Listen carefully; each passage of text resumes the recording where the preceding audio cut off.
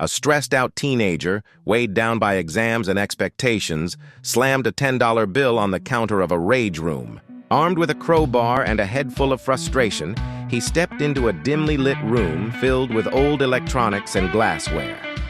He took a deep breath, pictured his calculus homework, and swung the crowbar with all his might against a CRT monitor, which exploded in a satisfying shower of sparks and glass. He felt a rush of adrenaline, a fleeting sense of control.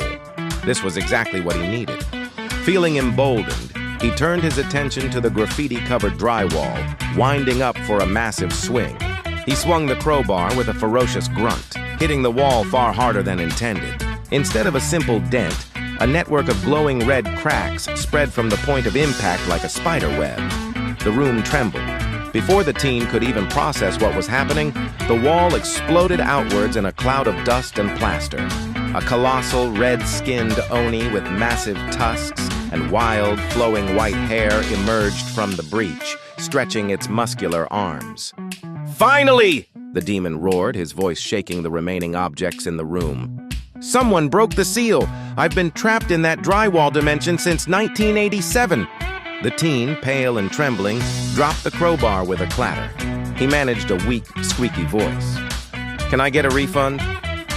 The Oni's fearsome glare softened as he surveyed the wreckage. "Wait," he rumbled, picking up an unbroken vase and examining it with curiosity. "People pay to destroy things now?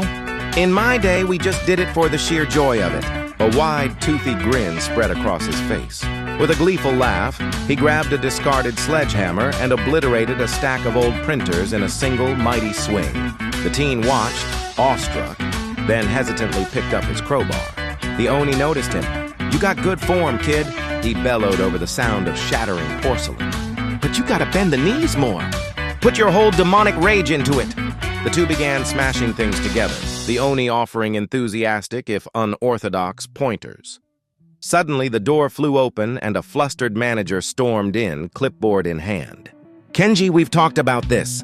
The interdimensional wall is a workplace, not a heavy metal concert venue." The Oni, Kenji, put his hands on his hips. "Hey, it's in the union rules, Steve.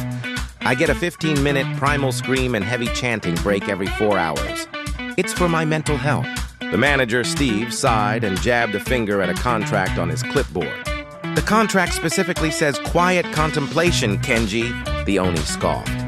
"My contemplation just happens to be very, very loud. Are you discriminating against my demonic heritage, Steve? Because that sounds like a call to HR." Before Steve could retort, a digital chime echoed from the Oni's wrist. Kenji glanced at a surprisingly modern smartwatch strapped to his massive arm. "Ah, break's over," he announced cheerfully.